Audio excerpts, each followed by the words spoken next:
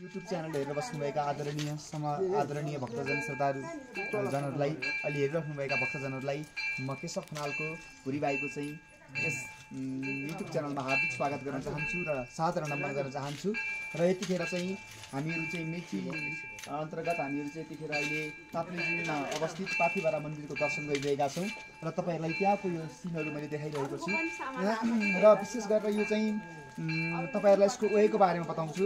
तपाईहरु चाहिँ काठमाडौँ पोखरा अथवा कोही पश्चिमबाट आउनुहुन्छ भने तपाईहरु चाहिँ गाडी चढेर बिर्तामबाट आउनुस् र बिर्तामबाट चाहिँ यहाँबाट चाहिँ बोलेरो गाडीहरू लाग्छ यहाँ आउने। र तपाईहरु चाहिँ लगभग बिहानतिर तपाईहरु हिँड्नुभयो भने सरदर यस्तै लगभग 7 बजेतिर चाहिँ तपाईहरु 5-6 बजेतिर तपाईहरु ताप्लेजुङ बजारमा आउनुहुन्छ र त्यहाँबाट तपाईहरु चाहिँ सानो फेदी त्यहाँबाट पनि गाडी लाग्छ।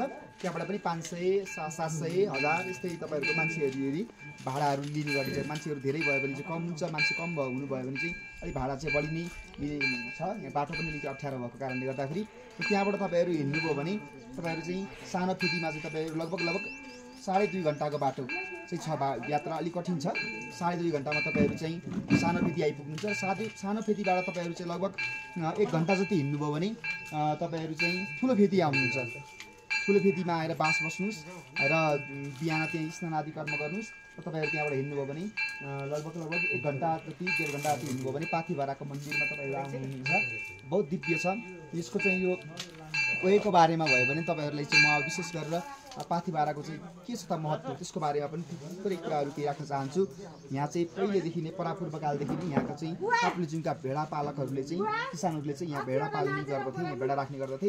र एक दिन चाहिँ अचानक यहाँका भेडाहरू गायब भइसके पछाडि चाहिँ उनीहरू एकदम दुखी चिन्तित भए र त्यति भइसके पछाडि उनीहरू चाहिँ राति सपनामा चाहिँ माता पाथिभराको चाहिँ माता पाथिभरालाई दर्शन दिनुभयो।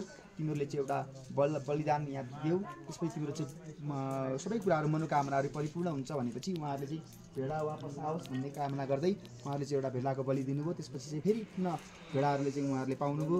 त्यहाँबाट चाहिँ यो चल्दै अहिलेसम्म पनि आइरहेको छ र पछि पनिसम्म पनि श्रद्धालु भक्तजनहरूले यसमा चाहिँ आस्था राख्नुहुनेछ। किनकि यहाँ मागेको मन्नत, यहाँ मागेको वर, यहाँ मागेको चाहिँ आशीर्वाद सबै कुराहरू परिपूर्ण भइरहेको छ।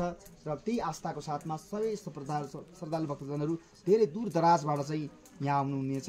यहाँ आउनुहुन्छ कस्तो हामी दर्शन गर्न, फोटो खिच्न सबै गर्न पायौँ। पण्डितजीले पनि बहुत दिव्य तरिकाले आशीर्वाद दिनुभयो। यो ठाउँ पनि ठुलो छ। यहाँबाट हेर्ने हो भने तपाईँहरू चाहिँ पुरै हिमालको परिसरहरू छ, दिव्य छ।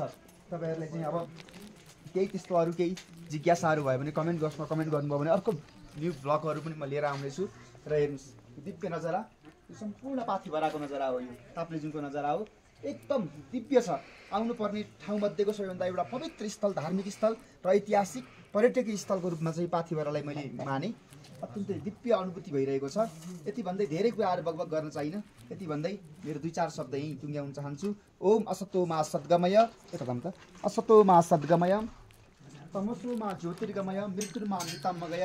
ओम शान्ति, ओम शान्ति, ओम शान्ति। सर्वे भवन्तु सुखिनः, सर्वे सन्तु निरामया, सर्वे भद्राणि पश्यन्तु मा कश्चित् दुःखभाग् भवेत्। सबै सुखी हुन्, कसैलाई पनि रोग व्याधि नलाओस्, सबै सुखी भएर चाहिँ जीवन व्यतीत गरौँ। यही नै माता पाथिभरासँग चाहिँ मन्नत पनि माग्न चाहन्छु। हरि ओम तत्सत्, नारायण हरि हरि। जय माता पाथिभरा। जय हो माता।